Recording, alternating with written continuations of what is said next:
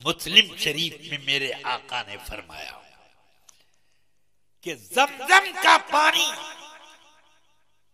जन्नत की नहरे तस्नीम से आता है हजरे अस्वद तक, सुभान अल्लाह, और वहां से बीरे ज़मज़म में जाता। सुभान अल्लाह, सुभान अल्लाह। क्या मतलब हुआ?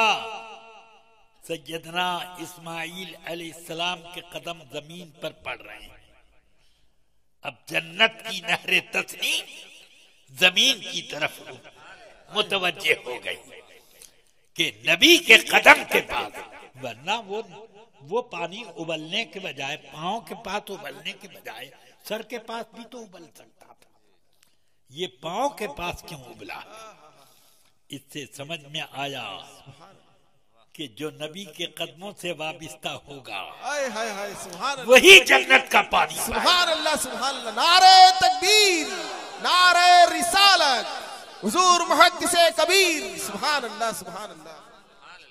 अब मुझे तो यकीन है कि ये आबे ज़मज़म वाक़अतन जन्नत से आता है।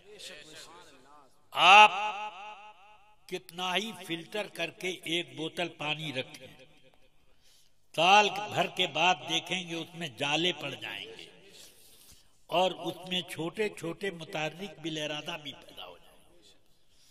मगर आबे ज़मज़म बोतल में रखो बरसहा बरस, ड्रम में पड़ा रहता है 10-10 साल तक, मगर उसकी बू भी नहीं। बेशक बेशक, हक है, सुभान अल्लाह। जन्नत का है, सुभान अल्लाह। जन्नत में सड़ात नहीं है, सुभान अल्लाह। जन्नत में कोहनगी नहीं है, जन्नत में पुरानापन नहीं है। बेशक बेशक, इसलिए इसका पानी ऐसा है।